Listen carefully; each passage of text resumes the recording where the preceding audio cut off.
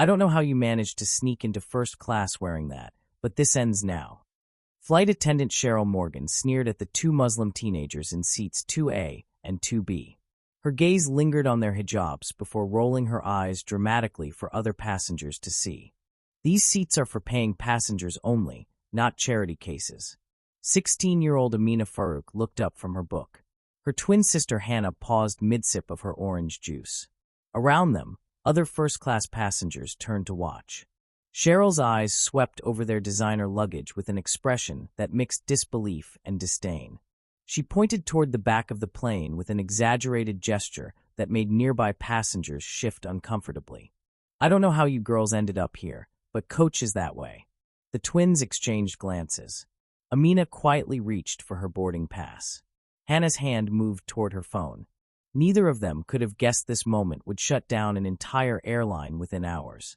Have you ever been so certain you were right, only to destroy your own career in under 10 minutes? Amina held up her boarding pass with steady hands. The first-class designation was printed in bold letters. "Ma'am, here's my ticket. Seat 2A.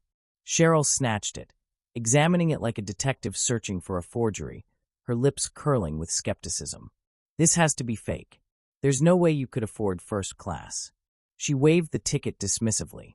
Probably printed it at home. Hannah unlocked her phone and began recording. Excuse me, what's your name? I want to get it right for the video. Put that away, Cheryl snapped, her voice rising. No filming on my aircraft. But Hannah kept recording. Her TikTok livestream was already active, the viewer count climbing. 23, 47, 89 people watching in real time. Timestamp. 9:47 a.m. Cheryl pressed her call button. Janet, I need you in first class immediately. We have a situation. Gate supervisor Janet Collins appeared minutes later, her expression already tense before she even took in the scene. She was a woman in her 50s who'd been with Aurora Air for over 2 decades. What's the problem here? Janet's tone suggested she'd already made up her mind. These girls are sitting in first class with suspicious tickets, Cheryl explained. I think they're forged. Janet didn't ask to see the boarding passes. She didn't check the reservation system. She simply looked at the twins, her eyes flicking briefly to their headscarves, and made her decision. Ladies, you need to move to your actual seats. We're holding up departure. Timestamp. 9:52 a.m. Cheryl announced smugly. I already called airport security. They should be here any moment. Before we proceed further, I want to take a moment to invite you to be part of something bigger than just this story. If what you've heard so far has made you feel, think, or reflect, even for a moment, then hit that like button so more people can discover voices like these. Subscribe to Muslim Stories Unheard so you never miss the next untold truth waiting to be heard. And if you've lived through moments of bias, resilience, faith, or triumph, or even witnessed them, share your experience in the comments. Let's get back to our story. True to her word, Officer Mark Ruiz appeared at the aircraft door, a tall man with weathered features who seemed eager to wrap things up quickly. What's going on here? He asked, though his eyes were already locked on the twins. Trespassing, Janet said curtly. They refused to move to their assigned seats. Amina kept her voice calm. Sir, would you like to see our boarding passes or check your computer system? Officer Ruiz barely glanced her way. Ma'am, please step aside and let me handle this. He didn't ask for identification. He didn't verify the tickets. He simply moved toward them with practiced authority. As Amina reached into her purse to retrieve additional documentation, several items spilled onto her tray table. A Platinum American Express card catching the cabin light, business cards reading Farouk Aerospace Group sliding between the seat cushions, and an Hermes bag with gold monogrammed initials AF. None of the airline staff noticed. They were too focused on their assumptions to notice anything else. Hannah's livestream viewer count kept climbing. 156, 298, 445 viewers. Comments flooded in. This is disgusting. Flying while Muslim. Someone help these girls at Aurora Air. Are you seeing this? Timestamp. 9:58 a.m. The countdown began. Over the intercom, Captain Luis Romero announced, Ladies and gentlemen, we have a minor delay due to a security matter. We expect to resolve this within 10 minutes. 10 minutes. That was all the time Aurora Air had before everything changed. Amina's phone buzzed insistently. "Caller ID, Dad." She declined the call. When it rang again immediately, she declined it a second time. "Is someone trying to reach you?" Officer Mark Ruiz asked, noticing the persistent ringing. "Just my father," Amina said quietly. "He worries when we travel." "Well, he's going to have more to worry about soon," Cheryl muttered under her breath, loud enough for nearby passengers to hear. Passenger witnesses begin recording. In seat 3C, Sarah Miller raised her iPhone and hit record. She posted to her Instagram story for her 4,000 followers. Watching Islamophobia happen in real time on Aurora Air Flight 447. "This is disgusting." In seat 4A, Daniel Price, a businessman who ran a diversity consulting firm, was typing rapidly on his tablet. He knew discrimination when he saw it. His LinkedIn post would later be seen by over 50,000 people. But the most important recording was still Hannah's live stream, her audience growing every minute. 673, 891, 1,247 viewers. Comments turned urgent. "Someone call the news. This is going viral. Those girls need help. I'm screen recording this." Timestamp, 10:03 a.m., the pressure built. "I'm giving you one last chance," Officer Ruiz said firmly. "Move to coach, or we'll escort you off this aircraft." Gate Supervisor Janet Collins crossed her arms, clearly satisfied. "Finally. I knew something wasn't right about this situation." Cheryl nodded approvingly. "Some people think they can just take whatever they want." Amina glanced at her sister. Hannah was still live streaming, the viewer count nearing 1,500. The sisters had been taught to document everything, stay calm, and trust the process. But they'd also been taught something else. "Hannah," Amina whispered, "keep recording. Dad always said this might happen someday." Amina's phone buzzed again, the fourth call from their father. This time she looked at Officer Ruiz with a slight smile. "Sir, would it be okay if I answered? It might help clear up this misunderstanding." Ruiz shrugged. "Make it quick. We're already behind schedule." The cabin fell silent. Hannah's live stream showed 1,847 viewers waiting to see what happened next. Passengers leaned forward in their seats. The airline staff stood confidently, thinking they were dealing with a routine problem. None of them realized they were about to witness the most expensive phone call in Aurora Air's history. Timestamp, 10:06 a.m., the call that changes everything. Amina pressed accept. Timestamp, 10:07 a.m., airport police summoned. "We need backup," Ruiz spoke into his radio. 2 juveniles refusing to comply with airline staff. Janet Collins nodded with satisfaction. "I should have called the airport police from the start. Some people only understand authority." Airport Police Officer James Farley arrived within 3 minutes. Ironically, he shared the same last name as the sisters, though he didn't know it. "What's the situation?" Officer Farley asked, scanning the cabin. "Trespassing," Ruiz explained. "They're in seats they didn't pay for and refused to move to coach." Officer Farley turned to the sisters, his tone all business. "Ladies, this is your final warning. Move to your assigned seats or face arrest for criminal trespass." The live stream exploded.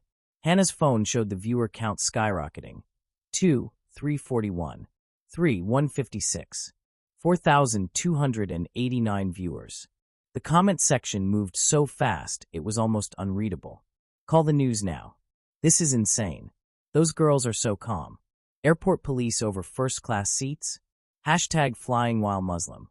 Someone needs to help them." Her follower count was growing exponentially. People were sharing the stream across multiple platforms. Screenshots were flooding Twitter with the hashtag Aurora Air Scandal. Timestamp, 10:11 a.m., media attention begins. Local news producer Michael Grant was scanning social media when alerts started pinging his phone. The live stream had been shared to his feed by 6 different people in the last 5 minutes. He immediately dispatched a camera crew to Eastport International Airport. ETA, 15 minutes. Meanwhile, Hannah's stream hit 5,000 viewers. The story was breaking beyond social media. Blog writers were already drafting headlines. Aviation industry watchdogs were taking screenshots. The corporate chain reaction at Aurora Air headquarters. Social media manager Lisa Harper noticed unusual spikes in brand mentions. The sentiment score on their monitoring dashboard was plummeting in real time. She picked up the phone and called her supervisor. "We have a situation developing. There's a live stream going viral showing our staff removing 2 Muslim teenagers from first class." "How viral?" her supervisor asked. Lisa refreshed her analytics feed. Over 6,000 live viewers and climbing. #Aurora Air Scandal is starting to trend. Back on the aircraft, the pressure intensified. Captain Luis Romero made another announcement. "Ladies and gentlemen, we're experiencing an extended delay due to a passenger situation. We appreciate your patience." In seat 4A, passenger Daniel Price, the diversity consultant, stood up. "Excuse me, officers. Have you actually verified these girls' tickets? Because I saw them clearly. They're first class." Cheryl spun around. "Sir, please return to your seat. This doesn't concern you." "Discrimination concerns everyone," Price replied, his voice firm. He held up his phone, now recording as well. From seat 3C, Sarah Miller spoke up. "I've been watching this whole thing. They haven't done anything wrong. They showed their tickets. Timestamp, 10:14 a.m., the handcuffs appear." Officer James Farley was losing patience with the growing passenger support for the sisters. He pulled out zip-tie restraints. "That's it. You're both under arrest for criminal trespass and failure to comply with airline personnel." Amina's eyes widened slightly, but her voice remained steady. "Sir, criminal trespass means being somewhere we're not supposed to be. We have valid first-class tickets." "I don't want to hear it," Farley snapped. "Turn around and put your hands behind your back." The stream goes national. Hannah's viewer count passed 8,000. Verified Twitter accounts with hundreds of thousands of followers were sharing the video. Civil rights attorney Omar Khalid was watching from his office in D.C. He immediately grabbed his keys and headed for the airport. Journalist Maya Patel from The Washington Post had been researching a story on anti-Muslim bias in travel when she came across the stream. She began making calls. Passenger revolt begins. More first-class passengers began speaking up. "This is outrageous," called Mrs. Eleanor Whitmore from seat 1A. She was a retired federal judge. "I demand to see those tickets verified in your system, now." From seat 2C, businessman Adrian Cole stood up. "I fly over 200,000 miles a year with Aurora Air. This is not how you treat paying customers." The cabin was no longer quiet. Passengers were murmuring to each other, many holding up their phones to record. The energy in the air had shifted completely. Timestamp, 10:17 a.m., corporate panic mode. At Aurora Air headquarters, CEO Patricia Lang was pulled from a board meeting. Her assistant burst into the conference room. "Ma'am, we have an emergency. There's a viral live stream of our crew arresting 2 Muslim teenagers in first class. It's got over 10,000 viewers." Patricia's face went pale. "Show me." They cast Hannah's stream onto the large conference screen. The board members watched in stunned silence as Officer James Farley zip-tied Amina's wrists behind her back. "Get me legal on the line, now," Patricia ordered, "and find out everything about this flight." The peak cornering moment. Both sisters now had their hands restrained. Hannah managed to angle her phone, so the stream kept going despite the zip ties. Viewer count, 12,847 and climbing. Cheryl Morgan looked smug. "Finally. I knew something was off with them the moment I saw them." Janet Collins was already mentally drafting her incident reports. "We'll need written statements on both of them. Probably ban them from Aurora permanently." Officer Farley tightened his grip on Amina's arm. "Come on, let's go. We've wasted enough time." But Amina wasn't moving yet. She turned her gaze directly into Hannah's phone camera, speaking to the thousands watching live. "Dad always told us, dignity can't be taken from you. You can only give it away. And we haven't given ours away." The live stream comment feed exploded. "These girls are heroes. Stay strong. This is going to blow up huge. Someone's going to pay for this." The ripple effect accelerates. Social media influencer Jessica Byrne, with 2.3 million followers, shared Hannah's stream to her Instagram story. Within seconds, the viewer count jumped by thousands. Aviation blogger Robert Chan was already hammering out his article. How Aurora Air created a PR nightmare in real time. His industry contacts guaranteed the story would reach every major airline executive before the day was over.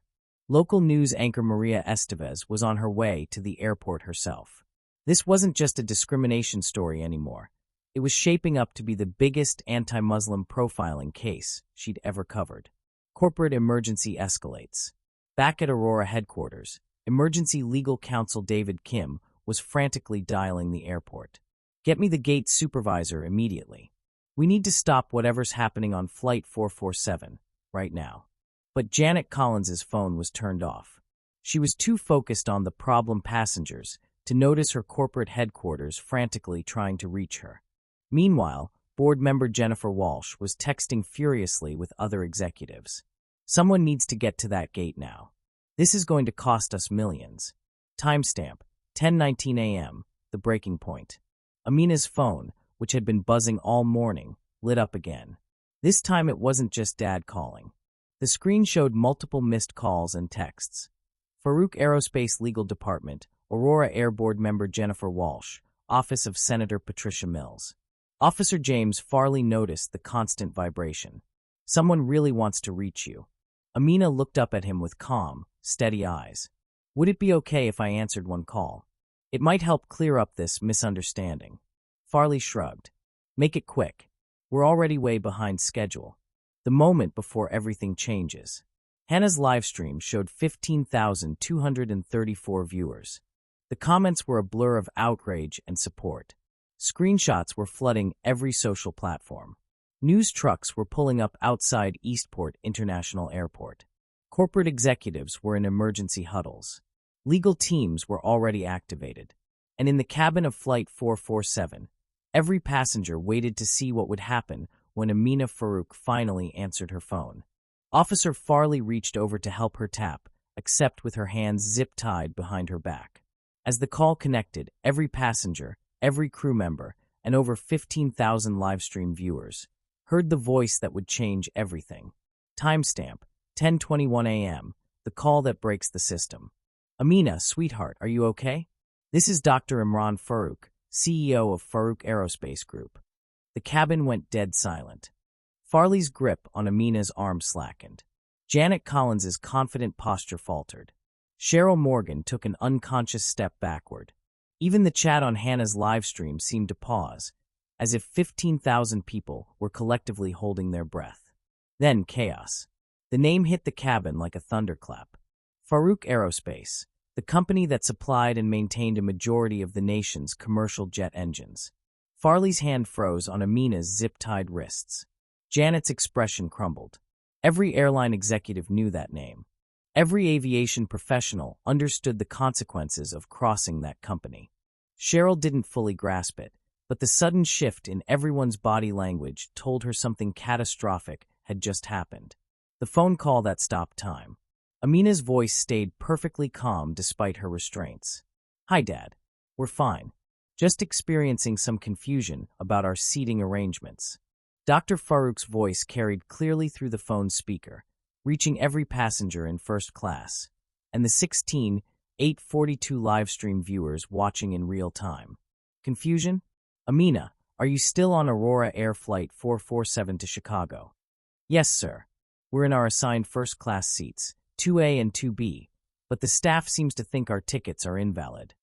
A pause followed, long enough to make even seasoned executives uneasy. Then Dr. Farouk's tone shifted, still measured, but with an edge that made people in boardrooms sweat. "Questioning your tickets? Can you put me on speaker, sweetheart? I'd like to address this confusion directly." The corporate earthquake begins. This is Dr. Imran Farouk speaking to whoever is handling this matter. His voice filled the cabin with unshakable authority. "I understand there's some question about my daughter's tickets." Farley's radio suddenly crackled with urgent chatter. His supervisor's voice cut in sharp. "Farley, abort whatever you're doing immediately. Corporate emergency protocols are now in effect." But there was no aborting now. Janet Collins found her voice first, though it trembled.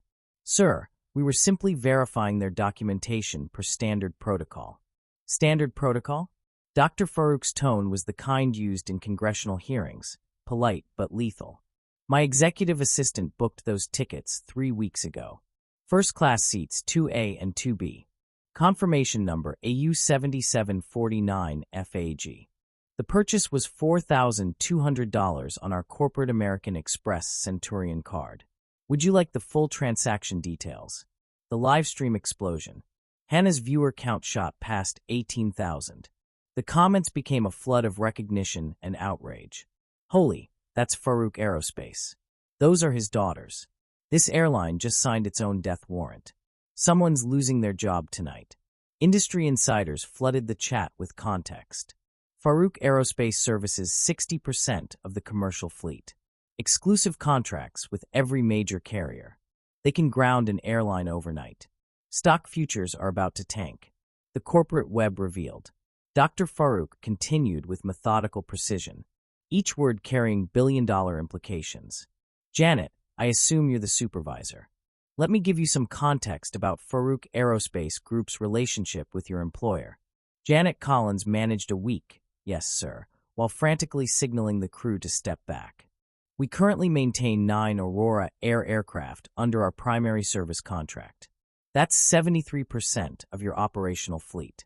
Our 12,000 certified technicians service your planes at 87 airports across North America. The numbers landed like financial grenades. Passengers who understood aviation began whispering urgently. A few business travelers pulled out their phones to check live stock prices.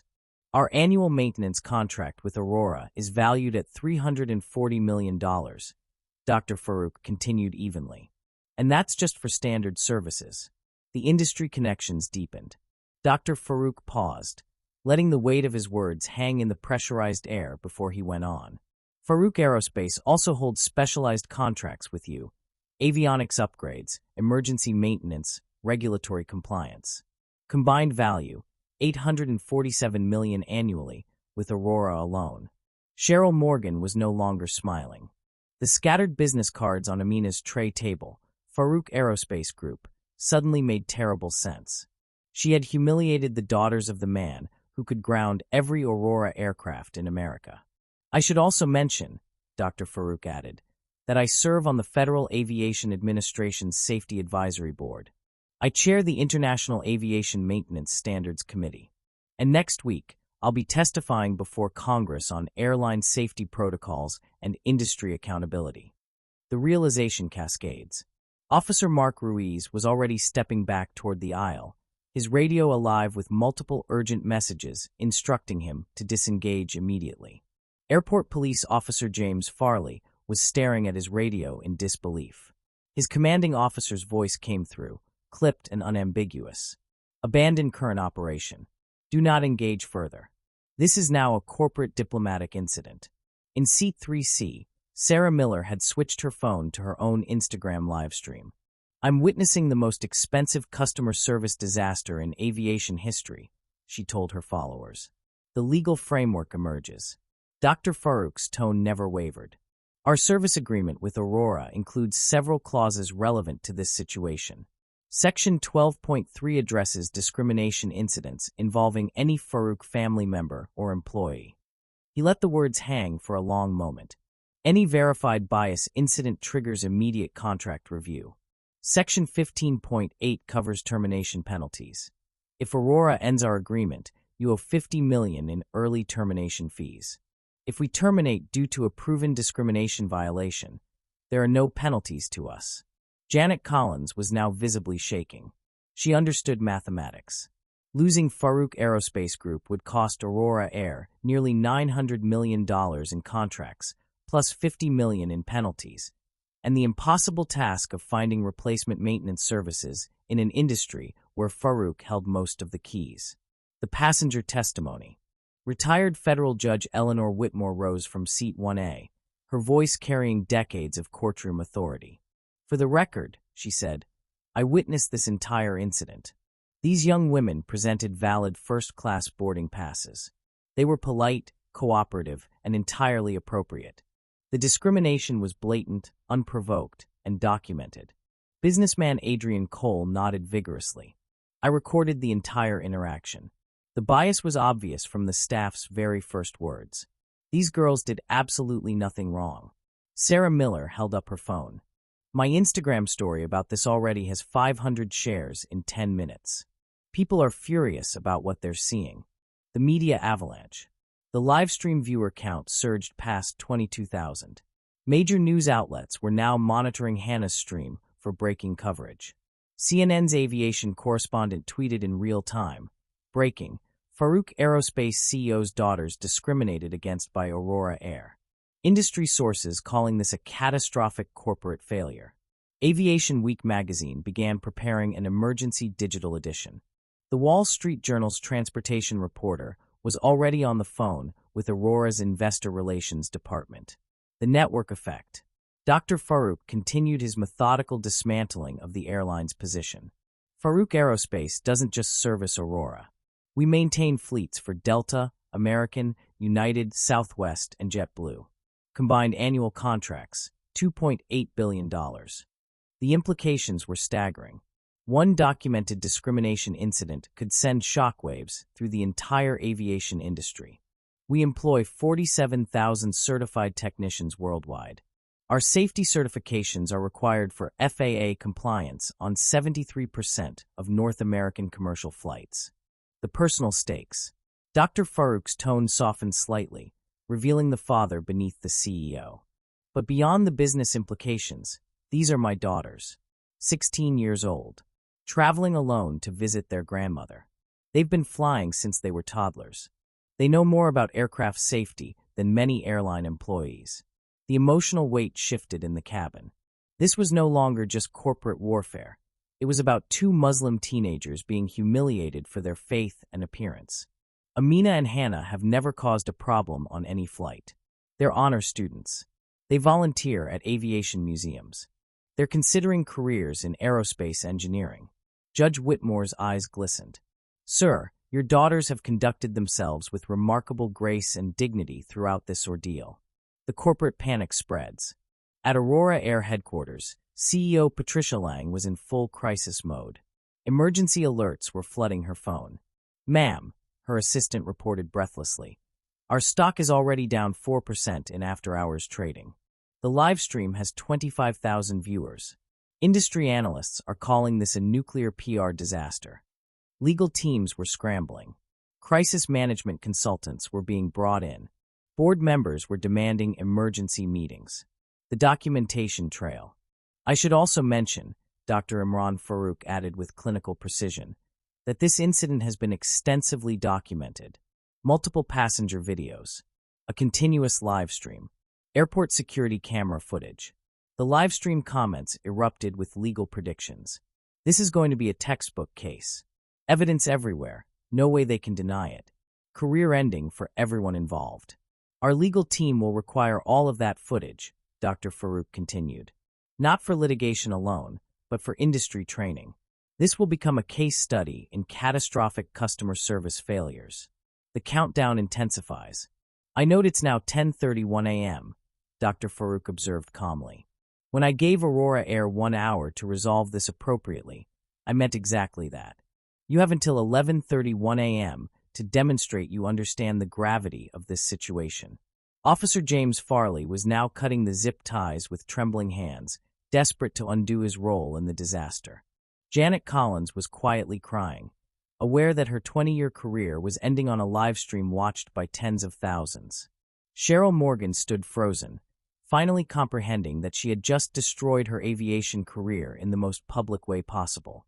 The final ultimatum. As the restraints fell away, Amina rubbed her wrists and glanced around the transformed cabin. Every passenger was watching. The live stream had now reached 27,000 viewers. News trucks were circling Eastport International Airport. "Thank you, Dad," she said simply. "I think they're starting to understand." Dr. Farouk's voice filled the cabin one final time. "Actually, sweetheart, I don't believe they fully grasp the situation yet. Shall I explain what happens when Farouk Aerospace terminates a maintenance contract without notice?" The silence that followed was absolute. This is Dr. Imran Farouk speaking to whoever is managing this situation. His voice filled the cabin with an authority that made even the most seasoned passengers sit up straighter. "I understand there's some question about my daughter's tickets. Officer James Farley's radio crackled with urgent chatter. His supervisor's voice cut through, sharp and clipped. Farley, abort whatever operation you're conducting immediately. Corporate emergency protocols are now in effect. But it was far too late for an easy exit. Janet Collins found her voice first, though it wavered. Sir, we were simply verifying their documentation per standard protocol. Standard protocol? Dr. Farouk's tone carried the weight of someone who had testified before Congress more than once. My executive assistant booked those tickets 3 weeks ago. First-class seats 2A and 2B. Confirmation number AU7749FAG. The purchase was $4,200 on our corporate American Express Centurion card. Would you like the full transaction details? The live stream explosion. Hannah's viewer count surged past 18,000. The comment section became a torrent of recognition and outrage. Holy, that's Farouk Aerospace. Those are the CEO's daughters. This airline just signed its own death warrant. Someone's about to lose their job, or their airline. Industry insiders flooded the chat with technical context. Farouk Aerospace maintains 60% of the commercial fleet. Exclusive contracts with every major carrier. They can ground airlines overnight. Stock futures are about to nosedive. The corporate web revealed. Janet, I assume you're the supervisor. Dr. Farouk continued, each word carrying billion-dollar weight. Let me provide some context about Farouk Aerospace's relationship with your employer. Janet managed a week, yes, sir, while frantically signaling her staff to step back. We currently maintain 847 Aurora Air aircraft under our primary service contract. That represents 73% of your operational fleet. Our 12,000 certified technicians service your planes at 89 airports across North America. The numbers hit like detonations in the quiet cabin. Passengers who understood aviation began whispering urgently. Business travelers pulled out their phones to check live stock tickers. Our annual maintenance contract with Aurora is valued at $340 million, and that's just our standard services. The industry connections deepened. Dr. Farouk paused, letting the weight of his words settle before continuing. Farouk Aerospace also holds specialized contracts for avionics upgrades, emergency maintenance, and regulatory compliance. Combined value, $847 million annually with Aurora alone. Cheryl Morgan was no longer smiling. The scattered business cards on Amina's tray table suddenly made perfect and terrible sense. Cheryl Morgan had insulted the daughters of the man who could ground every Aurora airplane in the country. I should also mention, Dr. Imran Farouk continued, his tone cool but lethal, that I serve on the Federal Aviation Administration's Safety Advisory Board. I chair the International Aviation Maintenance Standards Committee. And next week, I'll be testifying before Congress on airline safety protocols and industry accountability standards. The realization cascades. Officer Mark Ruiz was slowly backing toward the aisle, his radio alive with multiple urgent orders to disengage immediately. Airport Police Officer James Farley stared down at his own radio in disbelief as his commanding officer's voice came through, clipped and unmistakable. Abandon current operation. Do not engage further. This is now a corporate diplomatic incident. In Seat 3C, Sarah Miller had switched to live streaming on her own Instagram. I'm witnessing the most expensive customer service failure in aviation history, she told her growing audience. The legal framework emerges. Dr. Farouk's voice stayed measured as he laid out the contractual realities. Our service agreement with Aurora includes several clauses relevant here. Section 12.3 specifically addresses discrimination incidents involving any Farouk family member or employee. He let the silence stretch, the significance hanging in the air. Any verified bias incident triggers immediate contract review. Section 15.8 covers termination penalties.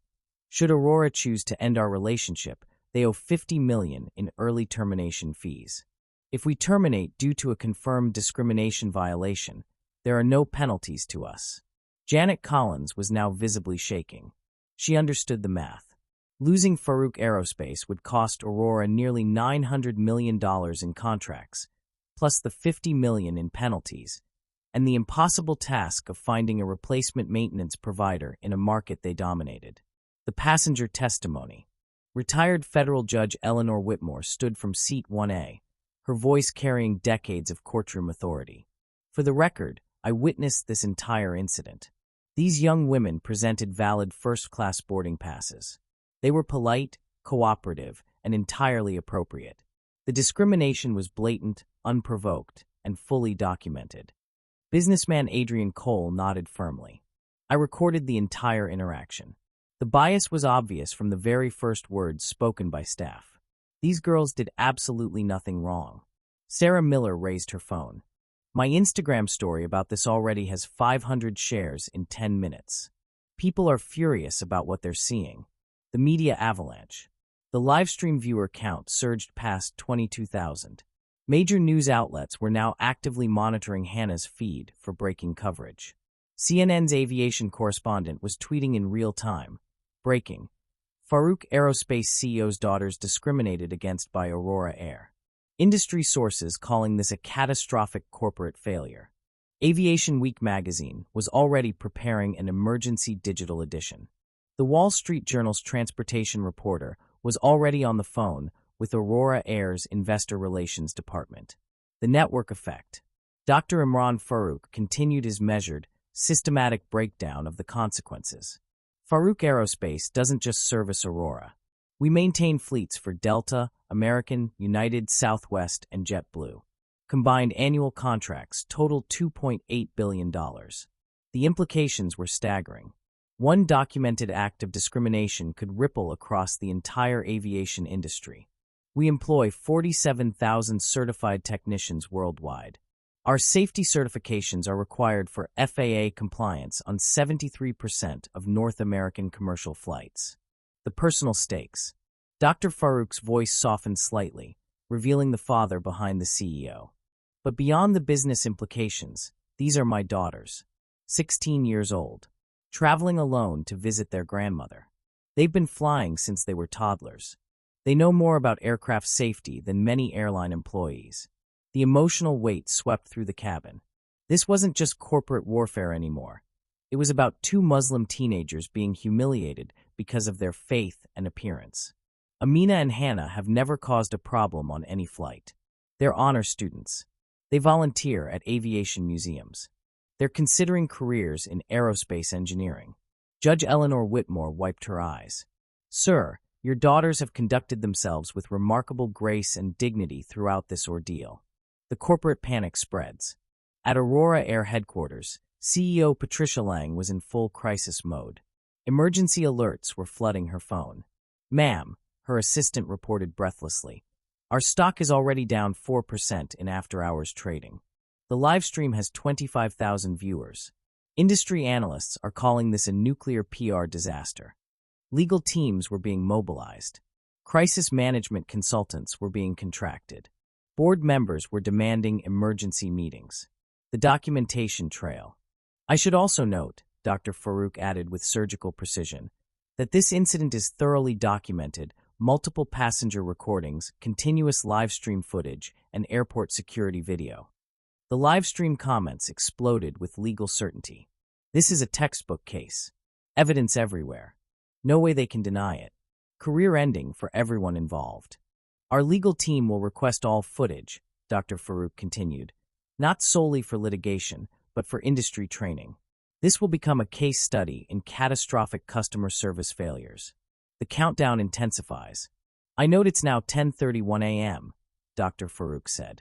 When I gave Aurora 1 hour to resolve this appropriately, I meant exactly that. You have until 11:31 a.m. to show you understand the severity of the situation. Officer James Farley was cutting the zip ties with trembling hands, desperate to undo his part in the disaster. Janet Collins was quietly crying, knowing her 20-year career was ending on a live-stream broadcast to tens of thousands. Cheryl Morgan stood frozen, fully realizing she had just destroyed her aviation career in the most public way possible. The final ultimatum. As the restraints fell away, Amina rubbed her wrists and looked around the transformed cabin. Every passenger was watching. The live stream had now reached 27,000 viewers. News trucks were parked outside Eastport International Airport. Thank you, Dad, she said simply. I think they're starting to understand. Dr. Farouk's voice filled the cabin one final time. Actually, sweetheart, I don't think they fully grasp it yet. Should I explain what happens when Farouk Aerospace terminates a maintenance contract without notice? The silence that followed was absolute. The corporate surrender. 10:52 a.m., Amina's phone rang.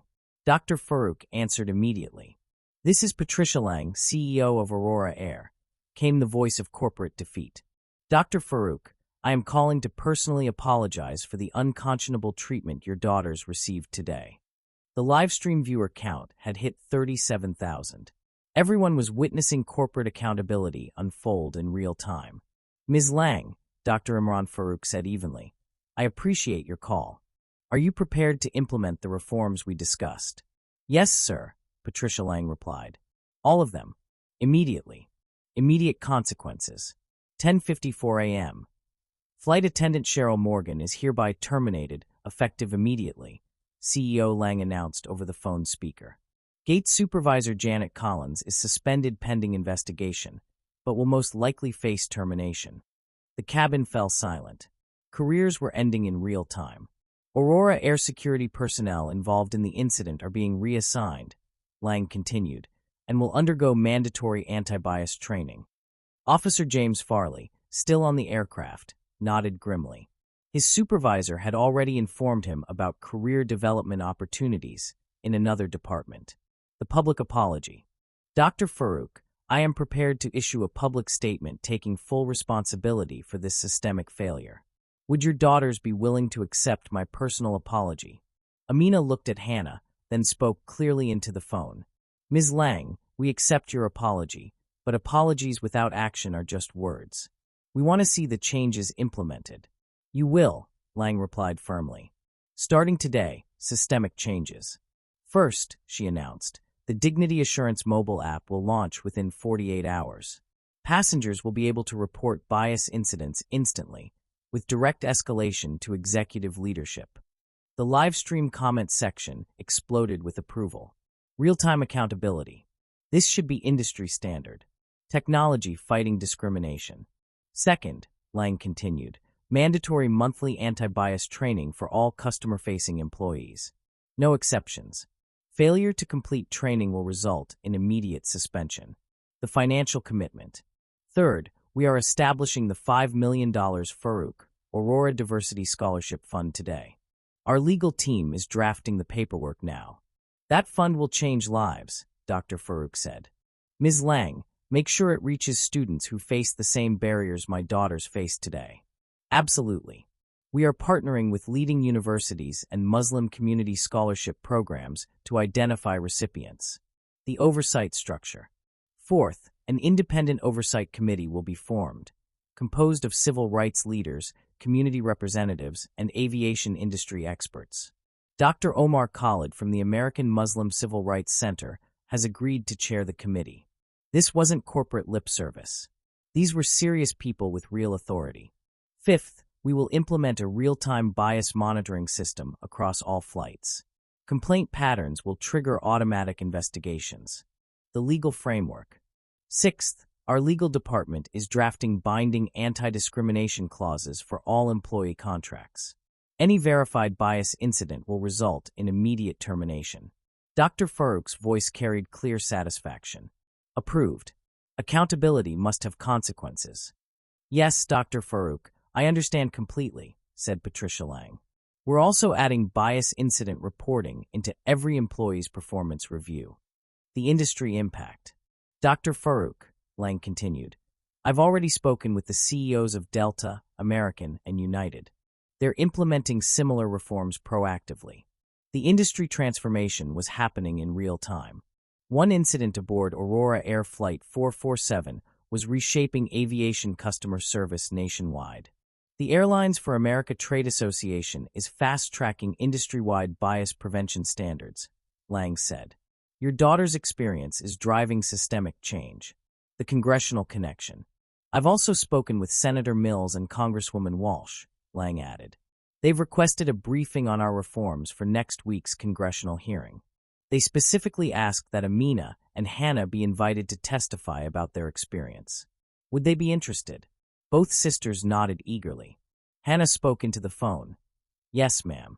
If our story can help other families, we want to share it. The immediate resolution. Dr. Farouk, your daughters are welcome to complete their journey in first class with our sincerest apologies.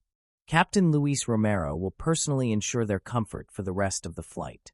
Moments later, the captain's voice came over the intercom. Ladies and gentlemen, I want to personally apologize for the delay and the unacceptable treatment of our passengers. Aurora Air is committed to doing better. The transformation complete. Dr. Farouk's voice carried quiet satisfaction. Ms. Lang, I appreciate Aurora's swift response. Farouk Aerospace will continue our partnership, contingent on successful implementation of these reforms.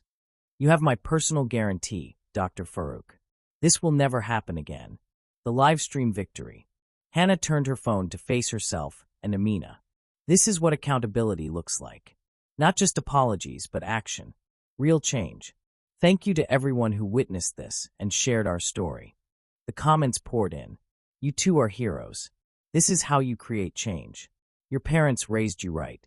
The industry will never be the same. The personal victory. As the call ended, the sisters leaned back in the same first-class seats they had legally purchased. The seats that had sparked an industry transformation. Amina looked around the cabin, at passengers who were now allies, at crew members who would never forget this lesson, and at the empty spaces where discriminatory staff had stood moments earlier. Hannah, she said quietly, Dad always told us that our response to injustice defines us more than the injustice itself. Hannah smiled and ended her live stream. I think we responded pretty well.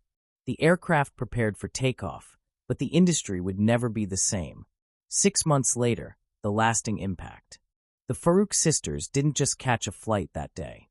They reshaped an entire industry. Their calm, strategic response to discrimination became a masterclass in turning outrage into systemic change. Aurora Air kept every promise. The Dignity Assurance app processed over 12,000 bias reports in its first 6 months, leading to 347 staff suspensions and sweeping training overhauls. The $5 million Farouk Aurora Diversity Scholarship Fund awarded grants to 84 students from underrepresented communities, many of them young Muslims, pursuing careers in aviation. Other airlines followed suit. Delta implemented similar independent oversight systems. American Airlines launched comprehensive bias prevention protocols. United established dedicated passenger advocacy programs. The entire industry elevated its standards because 2 Muslim teenagers refused to accept discrimination. The personal legacy. Amina and Hannah testified before Congress, sharing their story with millions watching on C-SPAN. Their calm, compelling testimony helped pass the Federal Aviation Anti-Discrimination Act with rare bipartisan support. Hannah's livestream became the basis for a feature documentary, First Class Dignity, which went on to win 3 awards at the Sundance Film Festival. It is now required viewing in aviation training programs worldwide. Amina founded the Young Aviators Equality Foundation, which has trained over 2,000 teenagers in civil rights documentation, aviation awareness, and peaceful resistance. She frequently speaks at international conferences about transforming moments of humiliation into movements for systemic change. The industry transformation. Dr. Imran Farouk's congressional testimony became the blueprint for new U.S. Department of Transportation guidelines. His company now provides bias prevention consulting to airlines globally, creating accountability systems that protect millions of passengers every year. The incident cost Aurora Air $847 million in total consequences, but it generated $2.3 billion in industry-wide investments in bias prevention technology and advanced crew training. What began as frantic corporate damage control became a profitable transformation toward equity. The real-world impact. These Muslim stories matter. These life stories inspire action. They prove that dignity, documentation, and strategic response can reshape systems that once seemed untouchable. The Farouk sisters turned a single moment of discrimination into an industry revolution. They proved that young Muslim voices, when amplified by allies and backed by hard evidence, can move billion-dollar corporations and change federal law. Their story stands as a reminder. Justice doesn't always require lawsuits or protests. Sometimes it requires staying calm, gathering the truth, and letting the world watch as it unfolds. Your voice matters. Every discrimination incident documented and shared creates pressure for accountability. Every person who witnesses bias and speaks up becomes part of the solution. Every viewer who shares these stories amplifies voices that might otherwise be silenced. The Farouk sisters succeeded because tens of thousands of people watched, shared, and supported their live stream in real time. Their 38,000 viewers became witnesses to injustice and partners in forcing real change. The call to action. Have you experienced discrimination while traveling? Document it. Share it. Your story matters. Have you witnessed bias against other passengers? Don't stay silent. Record responsibly. Speak up safely. Be an ally. Airlines and corporations respond to public pressure. Social media creates accountability. Your voice, combined with others, moves entire industries. Share your own experiences in the comments below. Tag airlines that need accountability. Support businesses that demonstrate a genuine commitment to equality. Subscribe to Muslim Voices Unheard for more stories of strategic resistance, corporate accountability, and systemic change. Hit the notification bell so you never miss an update. Justice requires witnesses. Together, we can ensure no family experiences what the Farouk sisters endured. Together, we can build industries that serve everyone with dignity. Your story could be the next one that changes the world.